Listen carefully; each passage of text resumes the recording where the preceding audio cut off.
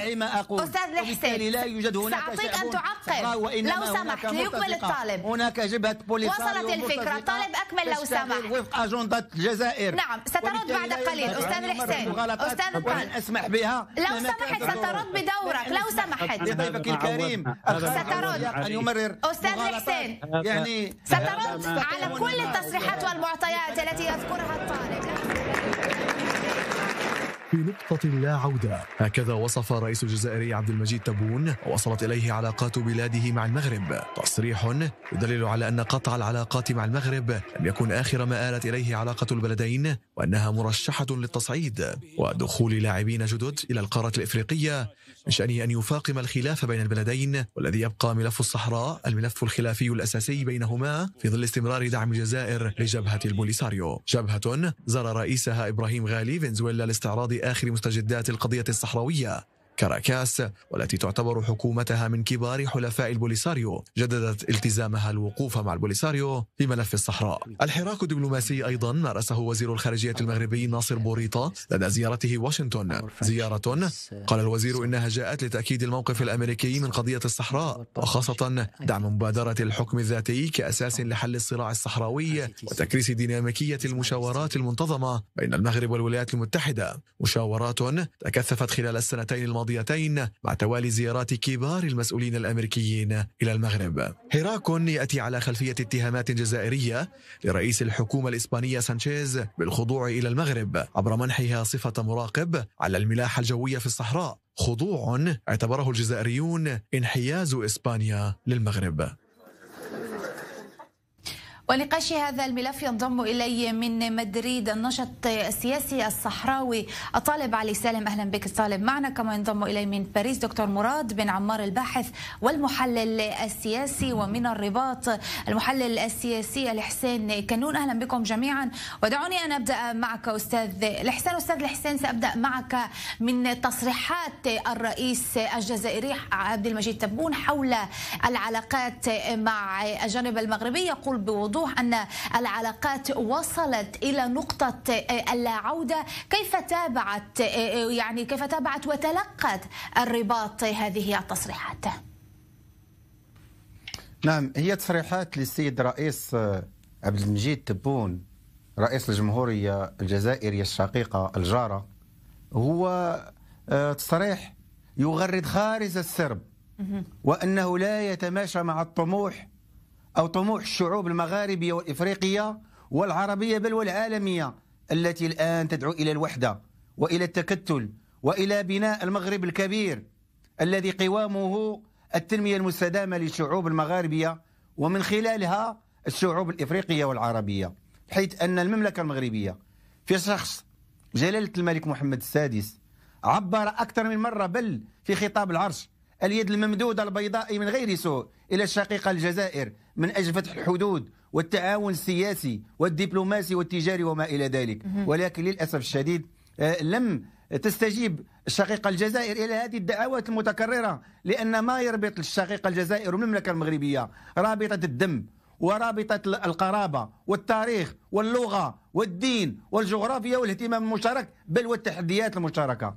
ولكن للأسف الشديد أن تصريح الأخير للسيد عبد المجيد تبون إنما هو أغنية أصبحت مشروخة وأصبحت أضحوكة للعالم، بالتالي أنه يحول دون التنمية المنشودة وكأنها تذهب ضد التيار، ضد عكس الإرادة ديال الشعب الجزائري الذي يكن كل المودة. ولكن أستاذ الحسين، ما المتوقع من الجانب المغربي؟ نعم، ما المتوقع من الجانب المغربي بعد هذه التصريحات برأيك؟ نعم سيدتي، نعم، الجانب المغربي لا يرد بالمثل للتصريحات والقرارات التي اتخذتهم الجزائر، بدليل لما عمل على إغلاق الحدود أو إغلاق الفضاء الجوي في مواجهة الطيران المغربي لم يرد عليه المغرب بالمثل، وأن لما عمل على إبقاء الحدود مغلقة لم يرد عليه المغرب كذلك، وبالتالي هو الذي عمل على سحب سفيره وغالق الحدود البرية والحدود الجوية، ورفض حتى القرار الأخير رفض الترخيص للطائرة المغربية التي تنقل المنتخب المغربي للمشاركة في الشأن وهو حامل للقب، وبالتالي أصبح واضحا للدول المغاربية والإفريقية بل إلى المنتظم الدولي على أن الجزائر تذهب ضد إرادة الشعوب وفقا للتنمية المستدامة الذي هي في نهاية المطاف. نعم تفضلي. ابقى معي لو سمحت، سنستمر في هذا النقاش. أستاذ الطالب، القضية الصحراوية وملف الصحراء نعلم أنه هو أحد أهم الأسباب لهذا الخلاف ولهذه القطيعة بين البلدين. موقف الرئيس تبون هل يعني يطمئن الجبهة وقادة جبهة البوليساريو برأيك؟ السلام عليكم، شكرا على الاستضافة ورمضان مبارك علينا وعليكم وعلى جميع المسلمين. جوابا على سؤالك، طبعا الشعب الصحراوي كما أقول دائما يرتكز على عدالة قضيته، وهو سائر في هذا المسار التحريري، وهو سائر في هذا الكفاح، يعني كفاح بالحرب وكفاح بالدبلوماسية وكفاح بالسياسة. ونرى وتحدثتم عن ذلك يعني اعترافات واستقبالات للقضية الصحراوية في أمريكا اللاتينية، في إفريقيا، حتى في أوروبا وفي بعض الدول العربية مثل تونس التي استقبلت الرئيس الصحراوي كرمت القضية الصحراوية. فموقف الجزائر ليس بالقريب، وليس فقط مع القضية الصحراوية بل مع القضية الفلسطينية ومع كل القضايا العادلة في العالم. وأريد أن أرد بطريقة مختصرة على نقطتين.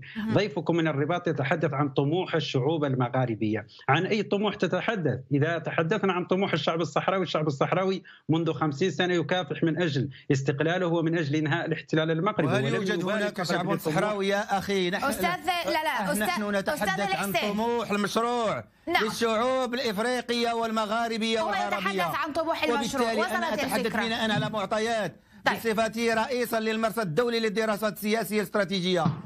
ما أقول أستاذ الحسين، لا يوجد هناك سأعطيك أن تعقب لو سمحت ليكمل الطالب. هناك جبهة بوليساريو. وصلت الفكرة. طالب أكمل لو سمحت. وفق أجندة الجزائر. نعم سترد بعد قليل أستاذ الحسين. أستاذ الطالب أسمح بها لو سمحت سترد بدورك لو سمحت. لضيفك الكريم سترد أن يمرر أستاذ الحسين، يعني سترد على كل التصريحات والمعطيات التي يذكرها الطالب لو سمحت.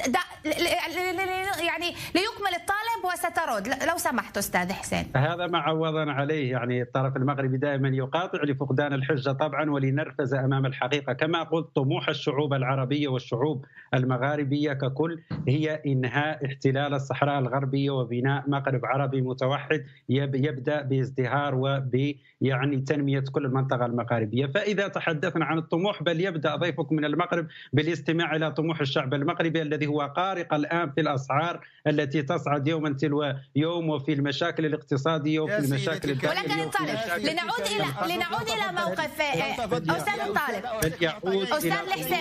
أستاذ الحسين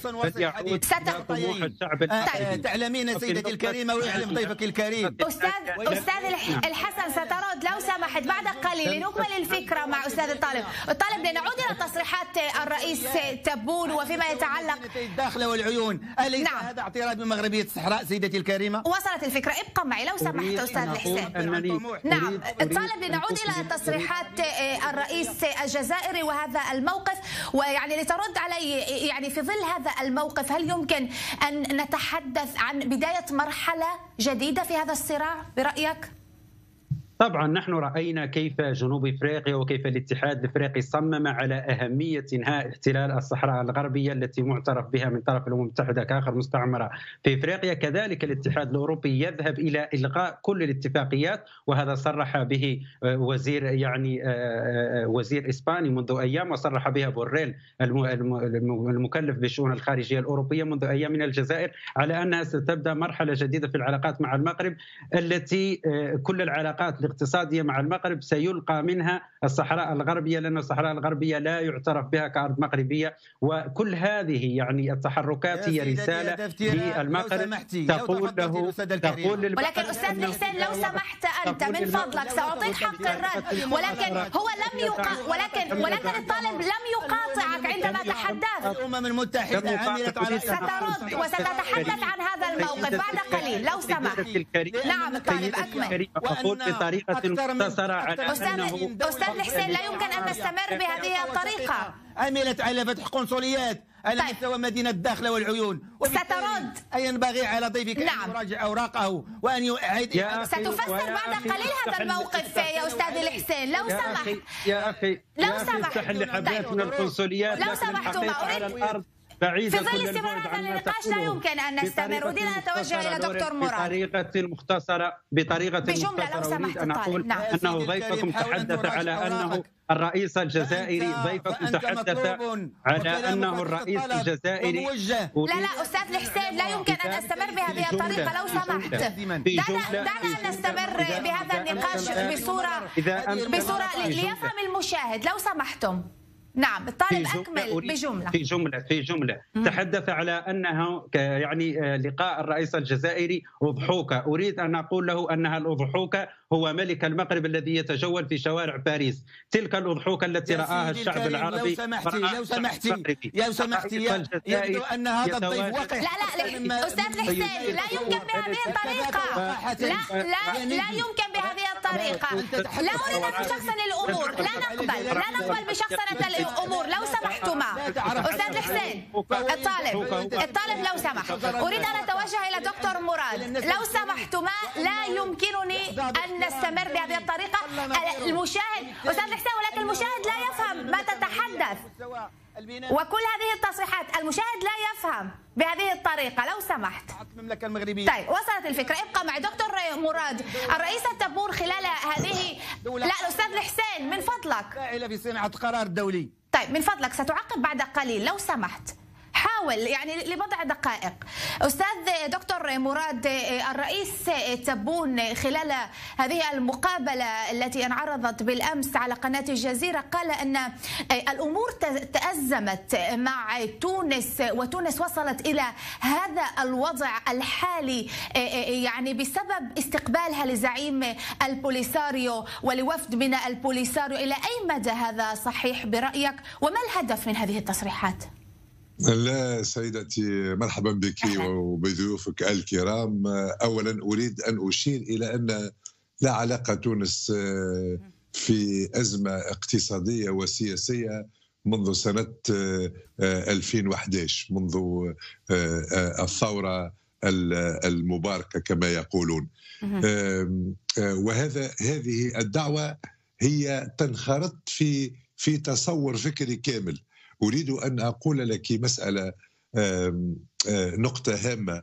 ما شدني في خطاب رئيس تبون هي كلمة قالها. قال هل يمكن إصلاح العلاقات قال إن الاستقلال له 60 سنة والعلاقات متأزمة مع المغرب لها 43 سنة. بطريقة أخرى أن أجيال وأجيال غرست فيهم هذه مع الصورة التي تنفي العلاقات جملة وتفصيلا مع المغرب.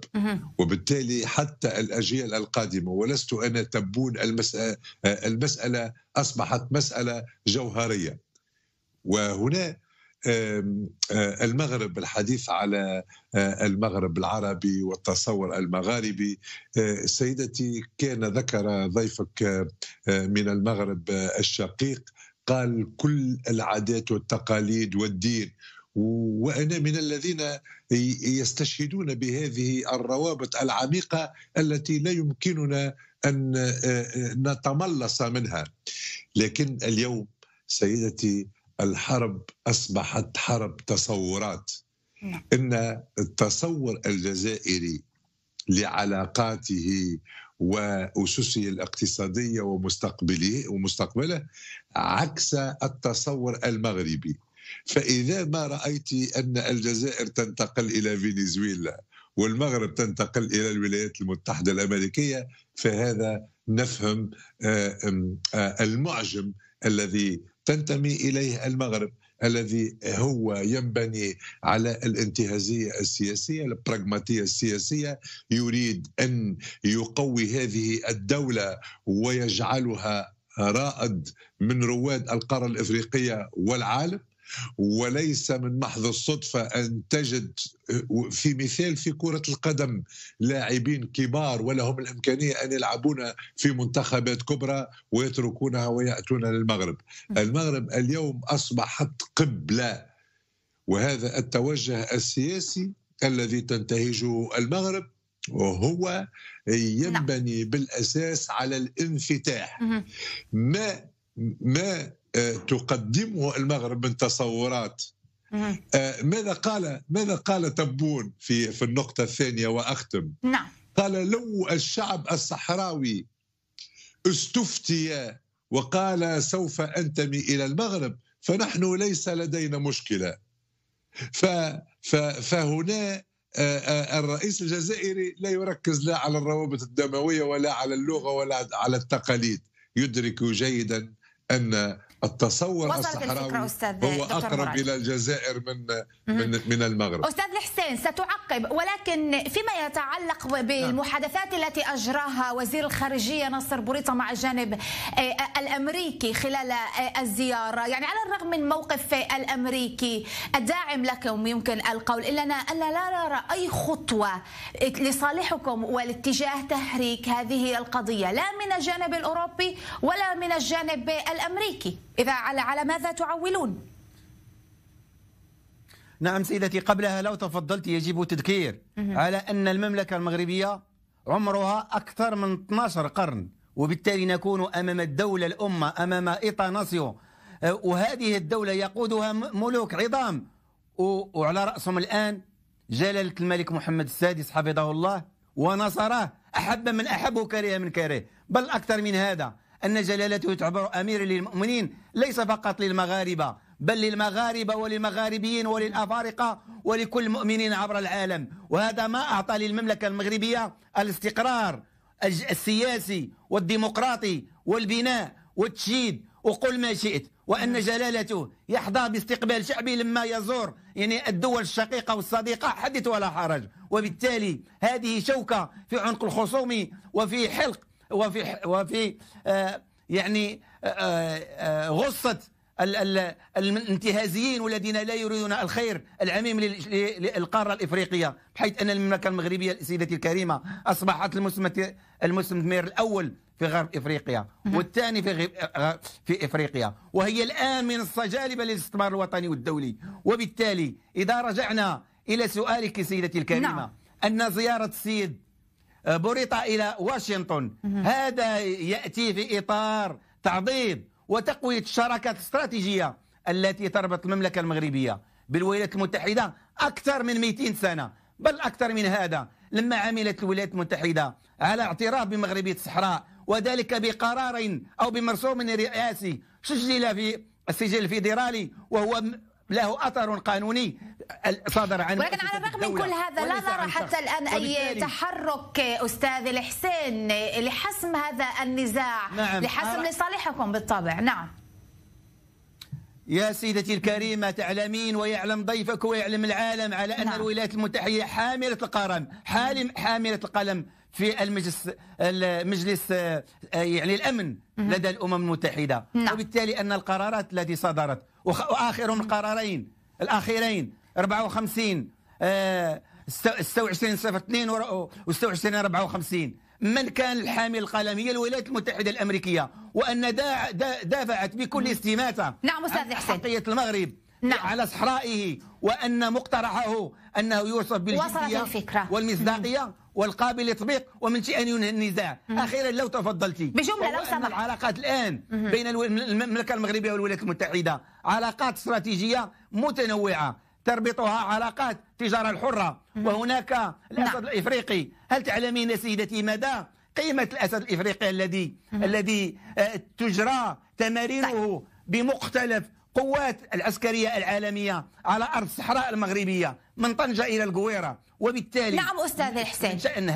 هذا التحالف أنه ضد داعش وضد وصلت الفكرة. ابقى معي أستاذ الحسين. العابر القارات. نعم. لو سمحت، للأسف لا يتبقى لي الكثير من الوقت، أريد تعقيب أيضا من الطالب. نعم. بين المغرب وإسرائيل والولايات وصلت الفكرة أستاذ الحسين لو سمحت. أستاذ الطالب، على أن نعم أستاذ الحسين لو سمحت. العلاقات المغربية الإسرائيلية إنما يشكل خطر على الجزائر، وهذه وصلت الفكرة. نعم الطالب فيما يتعلق عودة إلى تصريحات الرئيس المؤسسة العسكرية الجزائرية، وبالتالي أنا أعتقد جازما بكل موضوعية. أستاذ الحسين لو سمحت لي، لا يمكن أن أستمر، لا يتبقى لي الوقت. طيب أستاذ الطالب سأعود إليك بعد. الذي يعتمد على أن العلاقات إنما ينبغي أن تكون في إطار منطق براغماتي تراعي المصالح الاستراتيجية. للأسف لا يمكن، لم يتبقى لي الوقت. أستاذ الطالب فيما يتعلق بتصريحات الرئيس الجزائري يقول أن إسبانيا انحازت لصالح المغرب في هذا النزاع، وهناك تقارير تتحدث عن أن لربما إسبانيا ستسلم أو ستعيد السيطرة على السماء الصحراء للجانب المغربي. كيف سينعكس هذا عليكم وعلى نضالكم؟ في البداية أريد أن أعقب بطريقة سريعة على ما قاله ضيفكم. فطبعا كل هذا الكلام أنا أنصح هذه القناة لتقديم له برنامج خاص ليتحدث لكن برنامج داخل الخيال أو داخل الأفلام الخيالية، لأنه كل هذا الكلام يعتبر حقيقة جريمة ضد العقل السليم وجريمة ضد المنطق العقلاني، لأنه اليوم وهذا بشهادة من جميع المحللين السياسيين ومن جميع المنظمات الدولية التي تراقب الشأن في شمال أفريقيا وفي الصحراء الغربية سيدي أنت تائب. نعم لا أستاذ حسين لو سمحت. نعم الطالب أكمل تفضل. أستاذ حسين الطالب لم يقاطعك لو سمحت لنحترم بعضنا البعض. الطالب أكمل.